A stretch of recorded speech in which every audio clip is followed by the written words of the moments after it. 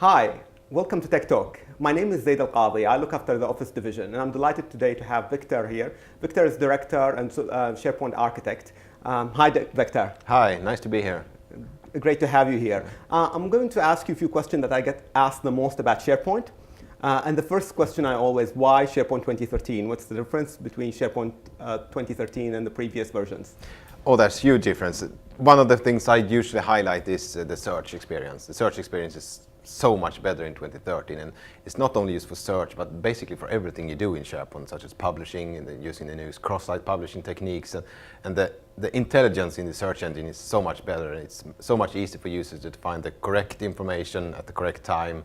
And using the analytics engine, that really makes the platform excel in that area. So search is one of my favorites in 2013.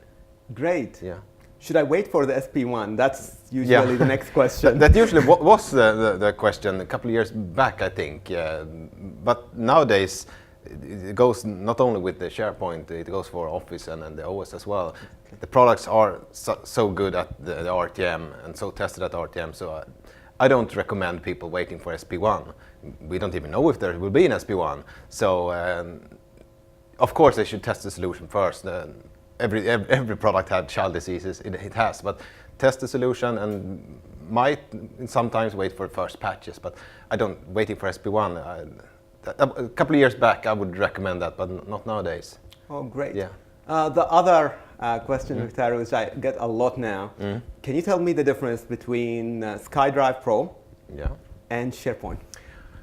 Oh, SkyDrive, the naming there is, in my opinion, a bit bad, and it confuses users and mixes up the SkyDrive, which is a consumer file synchronization, with the SkyDrive cloud, and the SkyDrive Pro is actually the name of your documents in your personal site in SharePoint.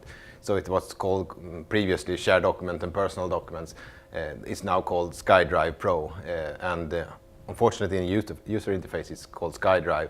But as many of you possibly know, and you know, that the name is going to change in the future. But SkyDrive Pro, you mentioned new and cool stuff in 2013. SkyDrive Pro is one of these things where you actually have a real decent synchronization client that so you can have your documents offline and work with it and synchronize not only your personal documents but even other documents in your team sites, collaboration sites, etc. So you can actually work with the documents all the time. So that's one of the features that I highlight for the end user.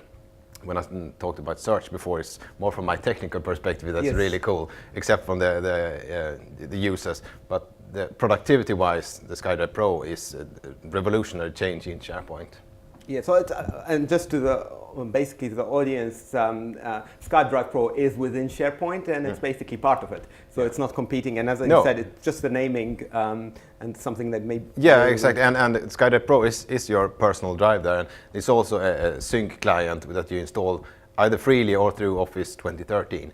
So you can download it for free to have the synchronization offline. Brilliant. Thank you very much for your time, Wictor. Yeah, thank you very much. Thanks.